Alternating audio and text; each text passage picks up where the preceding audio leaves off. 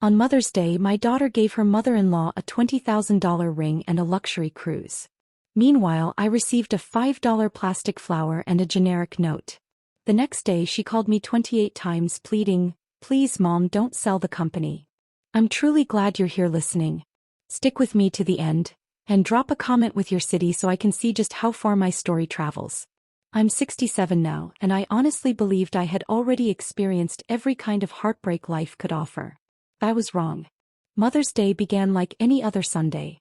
I woke up in my quiet, empty house, made myself a cup of coffee, and tried not to dwell on how silent everything had become since Harold died 3 years ago.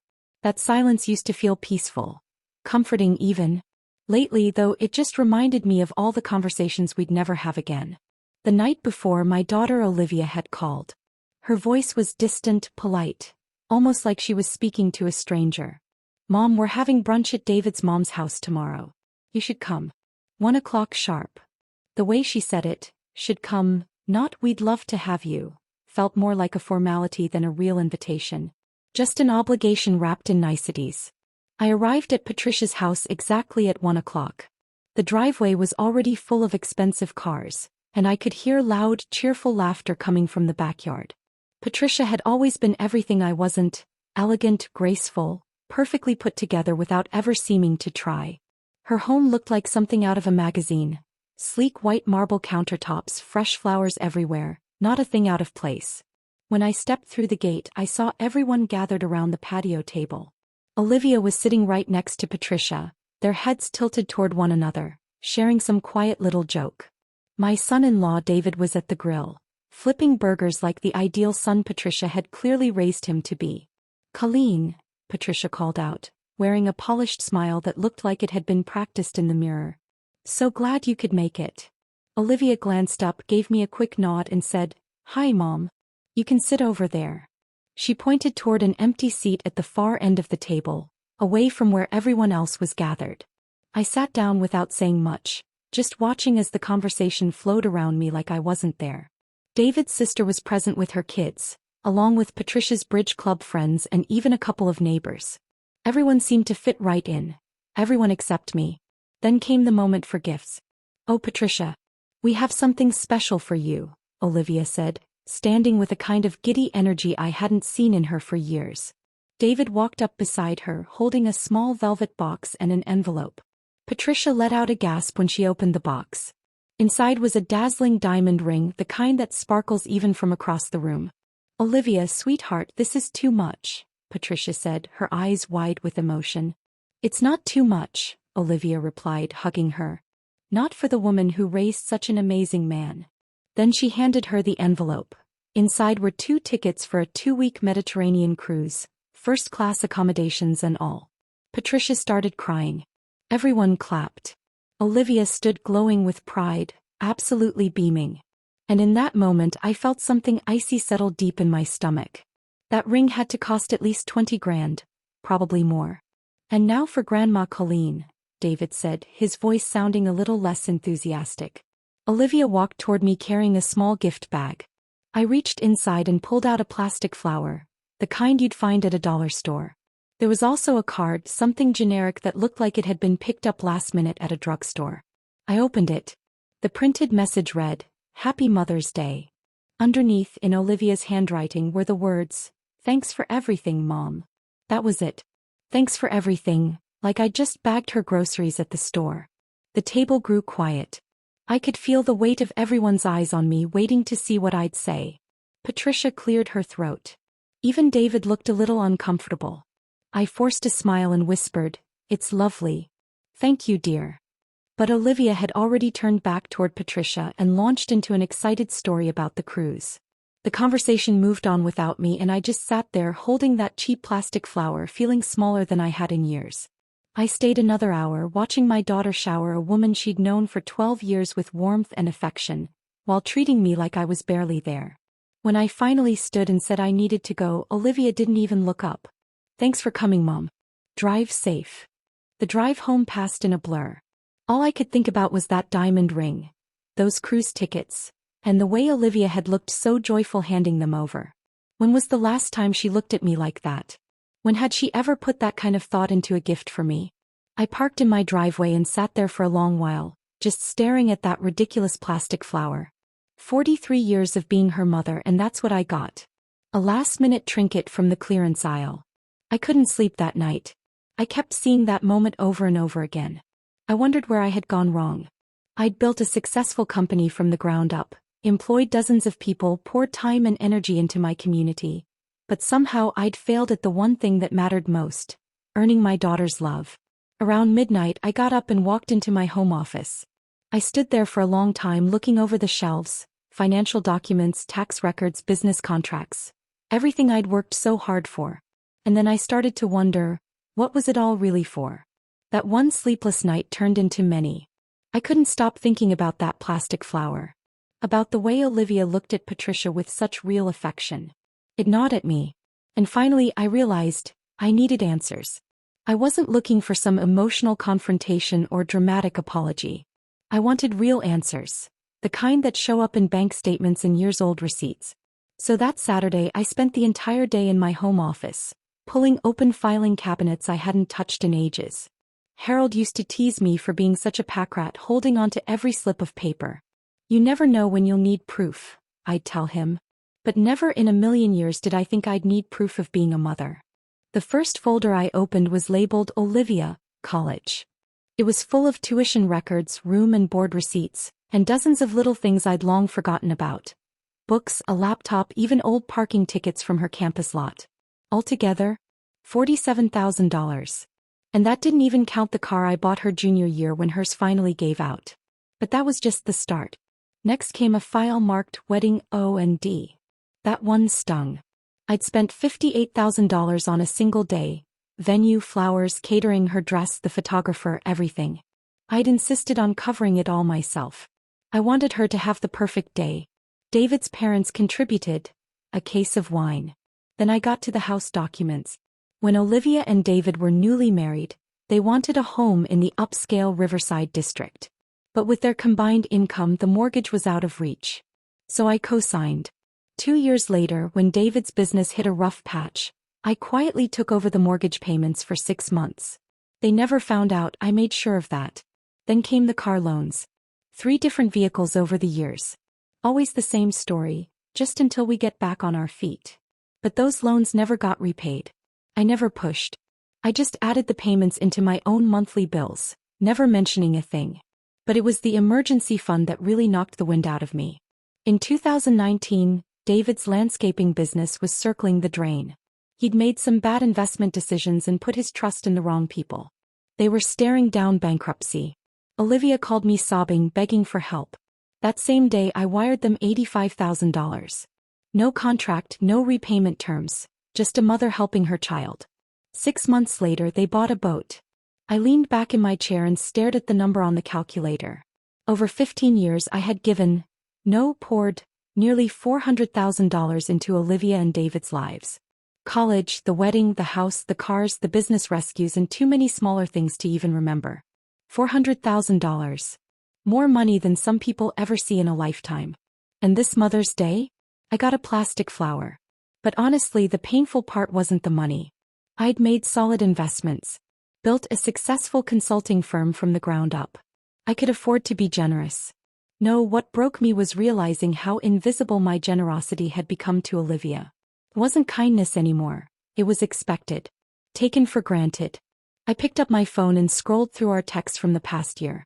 Her messages were always short, practical. "Can you grab the dry cleaning? David needs to borrow your truck. Kids need new school shoes." Always asking. Never checking in. Never just a, "How are you, Mom?" Or even a "Miss you." But Patricia got cruise tickets and diamond rings.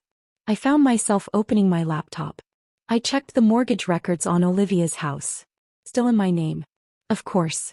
The payments were set up to come straight out of my business account, automated years ago so I wouldn't even have to think about it. Then I opened the business account itself and started reviewing line by line. That's when the picture got even clearer. David's lawn service handled the landscaping for 3 of my commercial properties. I was paying him 30% above the market rate, and I'd never even mentioned it. Olivia? She did light bookkeeping work for a few of my smaller clients. Part-time. She pulled in $1,200 a month for maybe 6 hours of work. They weren't just family. They were financial dependents. Grown adults in their 30s who had built their entire lifestyle around my support. And somehow I was still the villain in their narrative. The distant, out-of-touch mother. The cold one. They'd painted me that way, while living comfortably on everything I'd quietly provided. I closed the laptop and looked around the room. My office walls were covered in framed photos of me at company events, Chamber of Commerce awards, newspaper clippings about my career. But not one recent photo of Olivia and me together. She'd stopped wanting to take pictures with me years ago. The clock on my desk read 4:30 p.m. I'd been sitting there combing through my life on paper for over 8 hours. And the truth was painfully clear. I'd spent years trying to buy my daughter's love. All I'd really taught her was that I was a wallet with a heartbeat. My phone buzzed. A new message from Olivia. Mom, David's truck broke down. Can we borrow yours for a few days? I stared at the screen. I didn't answer right away. For the first time in years, I didn't immediately say yes. I replied, I'll think about it. That night, I made a decision I never imagined I'd make. One that would change everything. On Monday morning, I met with my attorney, Margaret Chin. She'd been handling my legal matters for over 12 years. Her office overlooked downtown, and from the window I could see my own company building. A symbol of everything I'd built with my own 2 hands. Linda, you look exhausted, Margaret said gently as she sat behind her desk, cradling a cup of tea. What's going on? I'd been rehearsing this conversation in my head all weekend. But now that I was sitting there, the words felt heavier than I expected. I want to talk about selling my business, I told Margaret. Her eyebrows lifted in surprise. Hartwell Consulting? You've spent over 30 years building that company. It's your legacy. That's exactly the problem, I replied softly. I need to understand what would happen to my family if I sold it. I watched her face shift as it sank in that this wasn't just a casual thought. She grabbed a legal pad, her professional demeanor settling in like muscle memory. Walk me through your concerns, she said. So I laid it all out, everything I'd uncovered over the past few weeks. The mortgage payments, the contracts, the quiet financial web I'd spun without realizing it. Margaret listened carefully, jotting notes and occasionally asking for clarification, but her expression stayed calm and neutral. So if you sold the business, she said finally, David would lose his main commercial contracts. Olivia would lose her bookkeeping referrals. And they'd have to requalify for the mortgage on their own. Exactly. Margaret leaned back in her chair. Linda, can I ask what brought this on? Last time we talked, you were planning to expand. You even mentioned bringing Olivia in as a partner. I told her everything. About Mother's Day. The plastic flower. The cruise. The diamond ring. About years of being treated like a living Margaret didn't interrupt, but I noticed her wince a few times. When I was finished, she nodded slowly. So, you're thinking of selling to see who your daughter really is? I looked down for a second. Right now, I honestly don't know if she loves me, or just my bank account. Margaret sat quietly for a moment. There are ways to do this gradually, she suggested. We could restructure the company, shift financial support over time, ease the transition. I shook my head. No. Gradual change just gives people more time to adapt and find new ways to manipulate things. If I do this, it has to be clean. Immediate. We spent the next hour mapping out logistics. Margaret had contacts, brokers who specialized in selling consulting firms.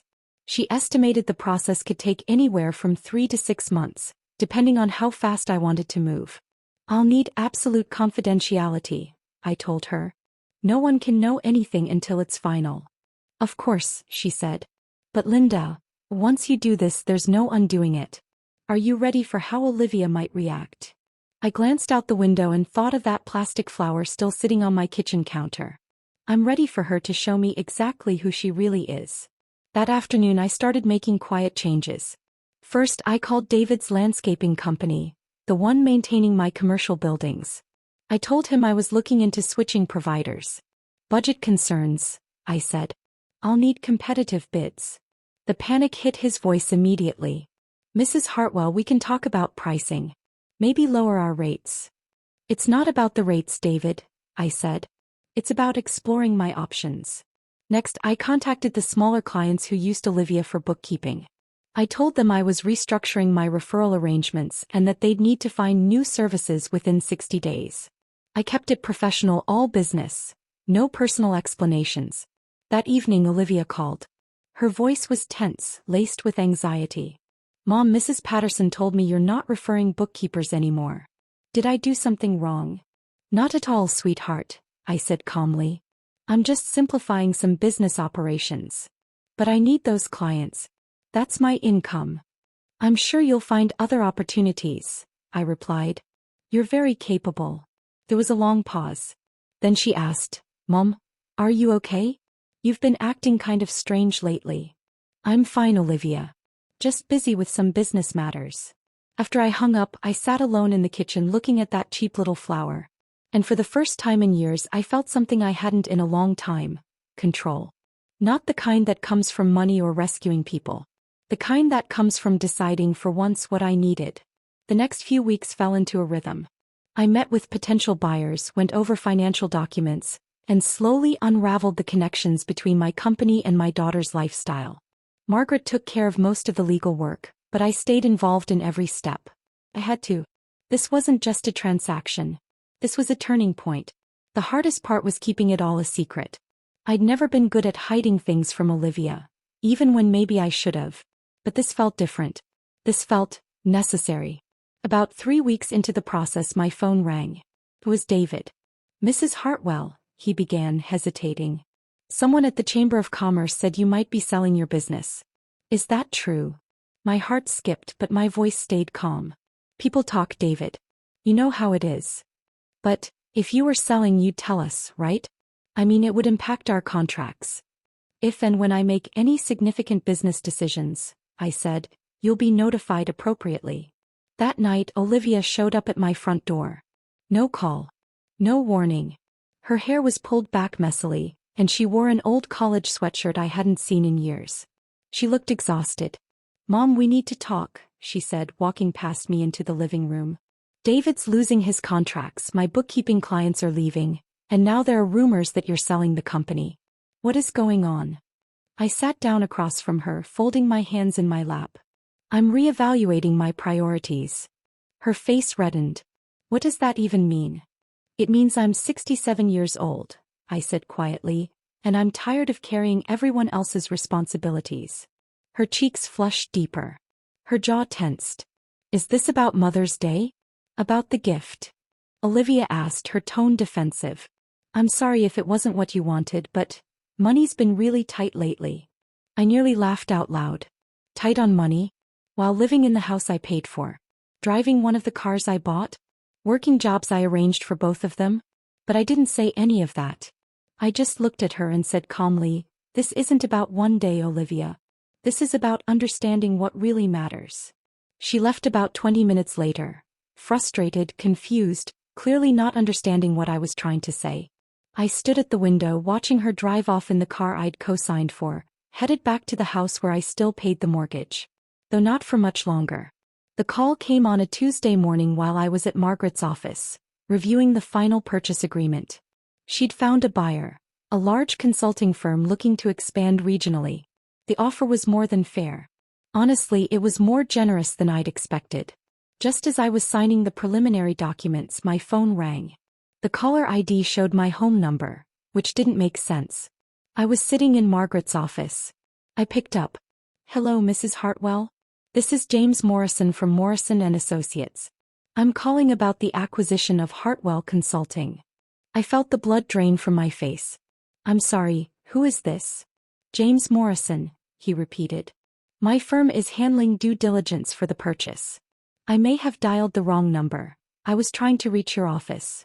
You called my home line. Oh, I apologize. Someone answered and said they were your assistant. They authorized me to go over some of the deal terms. I closed my eyes. Only one person had a key to my house. Only one person would answer my phone and pretend to have authority they absolutely did not have. Thank you for calling, Mr. Morrison, I said. Please direct all future communications through my attorney, Margaret Chen. I hung up. Then I immediately dialed my house number. It rang 4 times before Olivia picked up.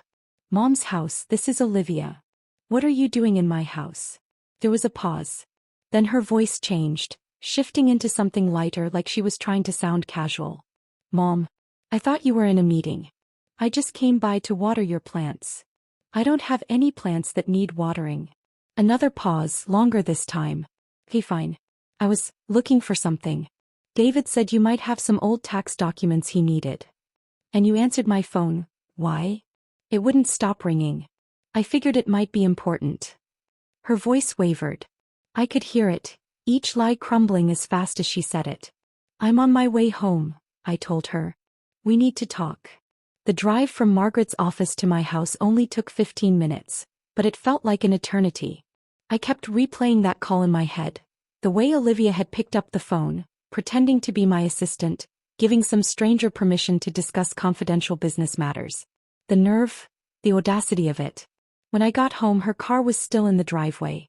I walked straight into my office and found her sitting at my desk, papers scattered across the surface. She looked up, her face an odd mix of guilt and defiance. Did you find what you were looking for? I asked. She gestured toward the documents. Mom, what is all this? You're really selling the company. I didn't answer. I just walked over and began gathering the paperwork. Purchase agreements, financial records, confidentiality files. All things she had no right to see. These are private business matters. Private, she repeated, her voice rising. Mom, this affects all of us. David's business depends on your contracts. My income comes from your referrals.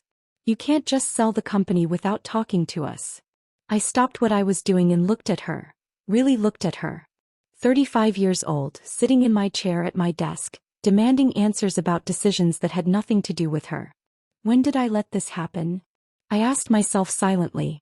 Actually, Olivia, I said, I can sell my business without consulting anyone. It's mine. I built it. I own it. But what about us? What about our family? I repeated her words slowly. What about our family? When did you start caring about our family, Olivia? Her face turned red. I've always cared. You're my mother. Am I? Or am I just your bank account? Silence. Outside, I could hear the neighbor's dog barking. Life going on as usual while mine cracked open. Her voice was small when she finally spoke. Mom, if this is about Mother's Day, I already said I was sorry. We can do something special next year. Next year? I said quietly. Like the year after that, and the year after that. Always next year when it comes to treating me with respect. I sat down across from her. It felt like I was seeing my daughter for the first time. Do you know how much money I've given you and David over the years? I asked. She shifted in her seat. We never asked you to keep track. $400,000, I said flatly. That doesn't even include the mortgage I'm still paying on your house. Or the contracts I set up for David's business. Or the clients I referred to you. Her mouth opened then closed again. She hadn't expected real numbers. She hadn't expected receipts. I'm not telling you this to guilt you, I continued. I'm telling you because I need you to understand. I've been financially supporting your entire adult life. And somewhere along the way you stopped seeing me as your mother. You started seeing me as a resource. That's not true. Isn't it? I cut her off. When was the last time you called just to talk? When was the last time you asked how I was doing? How I was handling your father's death? Whether I was lonely in this house? Her face began to crumple. Mom, when Patricia got that $20,000 ring and a luxury cruise, and I got a plastic flower, it wasn't about the money, Olivia said, her voice cracking. It was about the thought. The care. The consideration. You spent more time picking out her gift than you ever spent thinking about mine. Tears streamed down her cheeks, but I couldn't stop. The words had been simmering inside me for years. You treat Patricia like family because she doesn't expect anything from you. You feel like you have to earn her affection. But with me, I'm just supposed to provide. To support. To fund your lifestyle. No questions asked. I love you, Mom, she whispered. Do you? I asked. Or do you love what I can do for you? She didn't answer. We both knew why. My phone rang, cutting through the silence like a blade. I glanced at the screen. David. Don't answer it, Olivia said quickly. But I picked up. Hello, David. Mrs. Hartwell, he said, sounding tight. Olivia told me about the business. We need to sit down and talk about this, together. As a family. This decision affects all of us. Actually, David, it doesn't. It affects me. It's my business. My decision. But our contracts, our livelihood. Your livelihood has been my responsibility for far too long, I said calmly. It's time for you both to take care of yourselves. I ended the call and looked at Olivia. She stared at me like she didn't recognize me anymore. Mom, you're not really going to do this. I've never been more serious about anything in my life. That's when the panic began. The next morning at exactly 6:47 a.m., my phone started ringing. Olivia's name lit up the screen. I let it go to voicemail. It rang again, then again. By the time I finished my coffee, she had called 12 times. I finally answered on the 13th. Mom, please, we need to talk about this. We talked yesterday, Olivia. I was very clear. You can't just destroy our lives over a Mother's Day misunderstanding. I set my coffee cup down and felt that old heat rise in my chest. This has nothing to do with one gift, and deep down you know it. Then what? What do you want from me? I want you to understand I'm not your personal ATM. I want to be seen as a person. Not a bank account. I do see you as a person, she said quickly. You're my mom. When was the last time you treated me like one? There was silence. Then, Mom, if you sell the business, we'll lose everything. The house. David's contracts. My clients. We'll have to start over. Yes, you will, I said. And maybe that's exactly what you need. She hung up. 20 minutes later, she called again. Then again. Then again. I stopped counting after the 15th call. Every voicemail was some variation of the same emotional cycle. Pleading, bargaining, guilt-tripping, manipulating. Mom, please call me back. We can figure this out. David's having chest pains from all this stress. Do you really want to put him in the hospital? I'm sorry about the flower, Mom. I'll make it up to you. Everyone's going to think you're being cruel and vindictive. Is that how you want people to remember you? By noon, she'd called 28 times. I knew because I had started keeping count. Each ring was a little tally mark in my head. Proof that for the first time she was really starting to understand. That her life had been built on my silent generosity. And that I was finally done being taken for granted. At 2:30 p.m. the doorbell rang. I looked through the peephole. Olivia stood on the porch, eyes red and swollen. David stood behind her, jaw clenched, eyes cold. I opened the door but didn't invite them in. Mom, please, Olivia said quickly. We need to talk about this like adults. We tried that yesterday, I replied. You weren't interested in talking.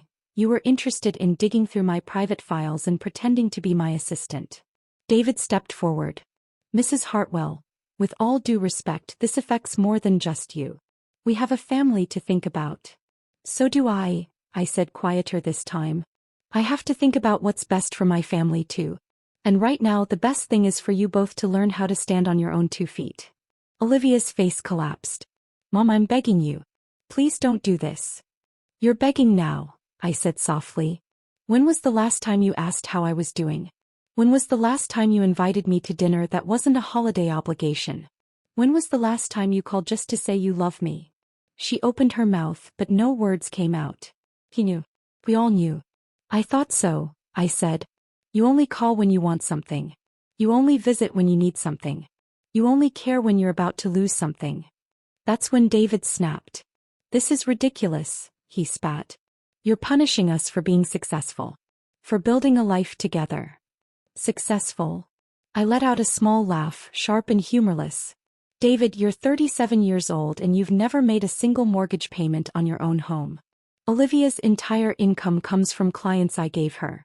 And you call that success? We call it family, Olivia said, her voice cracking.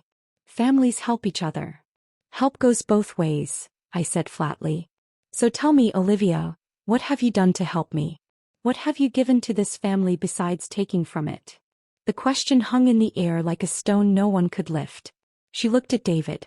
Then back at me. Searching for something she could say that would make it all go away. I gave you grandchildren, she said finally. I shook my head. No, you didn't. You moved 3 states away. You visit twice a year, if that. I haven't seen Tommy and Sarah in 8 months, I said softly. Olivia's face went pale. Even David looked away uncomfortable. You want to know what real family looks like? I continued. Patricia's kids call her every week. They visit without being asked. They remember her birthday without reminders. They give her thoughtful gifts because they pay attention. That's why she got the ring in the cruise. That's why she's treated like someone who matters. Olivia was crying now, but I couldn't stop. Years of hurt were rising all at once, and it was finally time to let it all out. I spent 30 years building a business so I could give my family a better life than I had. I wanted to provide security, choices, opportunity. But somewhere along the way you stopped being grateful and started expecting. You stopped seeing me as your mom and started seeing me as your wallet. Mom, please, she whispered through the tears. I'm sorry. I'll do better. I'll be better. You're sorry because you're scared, I said quietly. Not because you understand what you did wrong. David stepped forward, grabbing her arm. Come on. We're wasting our time. She's made up her mind. But Olivia pulled away from him. No. Wait. She looked at me then, and I saw something I hadn't seen in her eyes for years. Real vulnerability. Mom, what do you want from me? She asked. Tell me what I need to do to fix this. I looked at my daughter, really looked. 35 years old. Standing on my porch crying. Finally asking the right question. But it was too late. I want you to figure out who you are without my money, I said. I want you to learn how to build relationships that aren't transactional. I want you to understand that love isn't measured by what someone can give you. She looked up hopeful. And then what? If I do all that, will you change your mind? I shook my head slowly. Olivia, I'm not selling the business to punish you. I'm selling it to free myself. I'm 67 years old and I want to know who I am, when I'm not responsible for everyone else's life. I stepped back and reached for the door. Mom, wait, she said. I love you. I really do love you. My hand paused on the doorknob. I love you too, Olivia, I said. That's why I'm doing this. Then I closed the door and listened to her cry on the porch for 10 minutes before they finally drove away. The sale would be finalized in 2 weeks. 3 months later, I was sitting on the porch of my new cottage, watching the sunset paint the lake in soft streaks of gold and rose. The house was smaller than the one I'd left behind, but it was mine, fully mine, in a way the old house never had been. There were no memories hanging in the corners. No echo of unmet expectations. Just quiet. The move had been easier than I expected. 30 years of files, contracts, and old correspondence packed into boxes and sent to storage. I only kept what truly mattered. A few framed photos, Harold's favorite books, and the quilt my mother made when Olivia was born. The cottage came furnished and I was glad for that. I didn't want to drag the past into this new life. The furniture was simple and comfortable. The garden outside was a little overgrown, but it needed me, and for the first time in decades I had nothing but time. Olivia hadn't called in 6 weeks. And yes, the silence hurt. But it also gave me something I hadn't had in a long time. Clarity. I'd spent so many years measuring my worth by her approval, her visits, her needs. Now I was learning to measure it by something else. My peace of mind. The business sale had given me more than enough to retire comfortably. I'd set up a trust for the grandkids. The money would go straight to them when they turned 18. No strings. No parental access. Just opportunity without enabling. I'd also paid off the mortgage on Olivia and David's house. Quietly. Not as a gift but as a final severance. They now owned their home free and clear. But they also knew they'd never receive another penny from me. It was the last check I would ever write for them. My phone rang, pulling me from my thoughts. I glanced at the screen. It was Susan, my neighbor across the lake. Over the past month, we'd become close, bonding over morning walks and evening glasses of wine. Linda, are you free for dinner tomorrow? She asked. My son and daughter-in-law are visiting, and I'd love for you to meet them. I'd love that, I said, and I meant it. Susan's relationship with her children was everything I used to hope for. Natural, mutual, full of warmth. Built on love, not guilt or duty. After we hung up, I poured a glass of wine and walked down to the dock. The lake was still, the water catching the last of the sun's light. A family of ducks floated past, the babies trailing behind their mother in a perfect little line. My phone buzzed again. I picked it up, half expecting, maybe even hoping, it was Olivia. But it was Margaret, my attorney. Thought you'd want to know. David's landscaping business filed for bankruptcy yesterday. Olivia's applying for work at the elementary school. How are you doing? I stared at the message for a while before responding.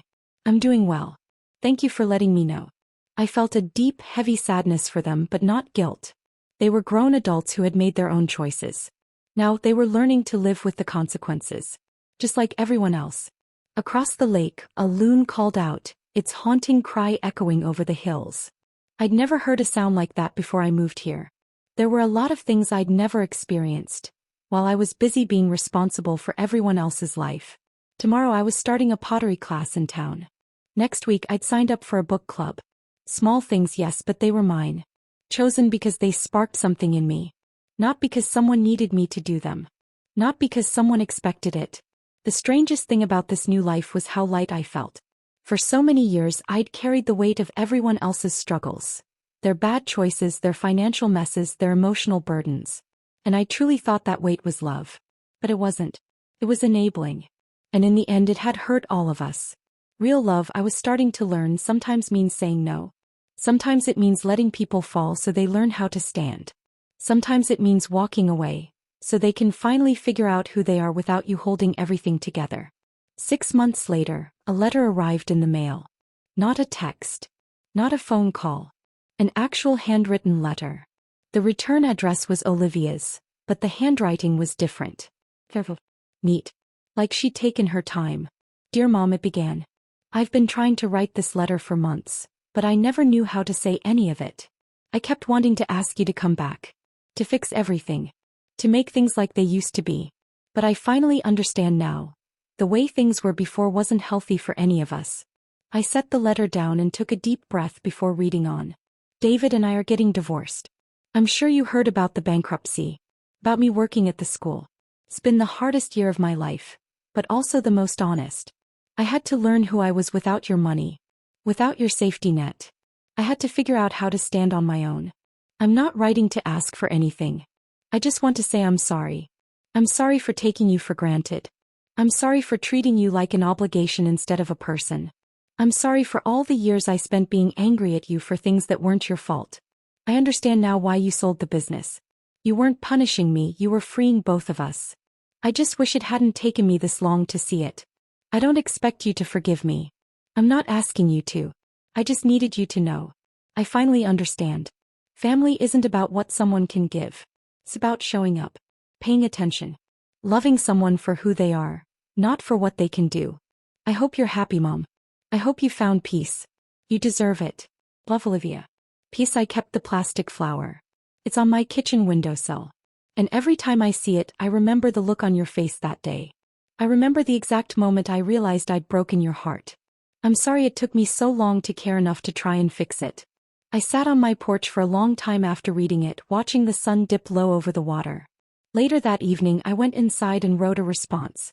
Dear Olivia, I began. Thank you for your letter. It means more to me than you could know. But I didn't mail it. Not that day. Not the next. Not for several days after. Because some wounds need real time to heal. Some relationships need space before they can be rebuilt. Honestly, carefully, on truth, not guilt. On love, not obligation. Maybe someday we'd find our way back to each other. I didn't rule it out. But for now I was content. Content to be free. Free from guilt, free from pressure, free from trying to buy love that should have been given freely. I was 67 years old, and for the first time in decades, I was living my own life. And that was finally enough. Now I want to ask you, whoever you are listening to my story, what would you have done if you were in my shoes? Have you ever lived through something like this? Share it in the comments. I'd really love to know how far this story travels. And while you're here, I'm leaving 2 of my most powerful stories on the final screen. They're favorites on this channel, and they just might surprise you. Thank you for staying with me to the end.